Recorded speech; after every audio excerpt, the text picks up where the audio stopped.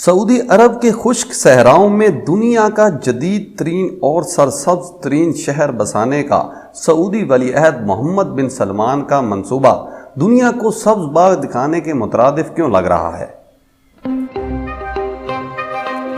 ذرا سوچئے، بڑے بڑے صحراؤں پر مشتمل ملک میں اربوں درخت، مغناطیسی قوت سے زمین کے اوپر دوڑتی ہوئی ٹرینیں، ایک نقلی چاند اور صحرا کے ساتھ ساتھ 100 میل لمبا ماحول دوست شہر بنانا کیا کوئی آسان کام ہے؟ اس شہر کا نام نیوم ہے، اور اگر اس شہر کو دنیا کا 8واں عجوبہ کہا جائے تو کم نہ ہوگا۔ آج ہم اس شہر میں بننے والے کچھ منصوبوں کا آپ سے ذکر کریں گے۔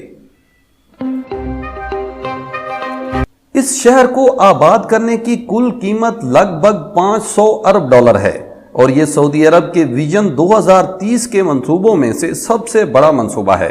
اب سوال یہ ہے کہ سعودی عرب کو اتنا مہنگا شہر آباد کرنے کی ضرورت کیا تھی؟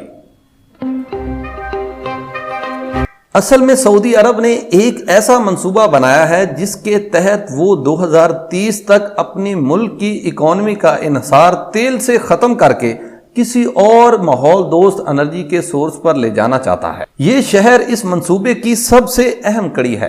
یہ شہر 26,500 مربع کلومیٹر پر مشتمل ہوگا۔ اس شہر کا رقبہ کویت اور اسرائیل کے پورے ملک سے زیادہ ہوگا۔ اس شہر میں سعودی قانون نافذ نہیں ہوں گے۔ یہ ایک خود مختار شہر ہوگا۔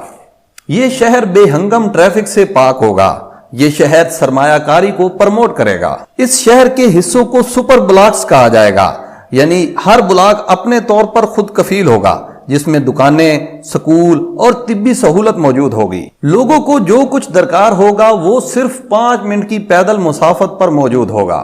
یہ شہر جب مکمل ہو جائے گا تو اس پر ٹرینوں پر سفر ہوگا۔ اس ٹرین پر شہر کے ایک کونے سے دوسرے کونے تک جاتے ہوئے 20 منٹ لگیں گے۔ اس شہر کا تجارتی مرکز بہت دلچسپ ہوگا۔ وہ شہر کے اندر پانی پر تیرتا ہوا ایک اور شہر ہوگا جس کی کل لمبائی 7 کلومیٹر ہوگی۔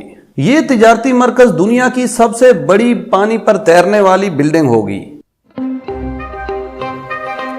اس شہر کی سب سے دلچسپ بات یہ ہے کہ سعودی ولی عہد محمد بن سلمان نے کہا ہے کہ یہ شہر خوراک کے لحاظ سے خود کفیل ہوگا۔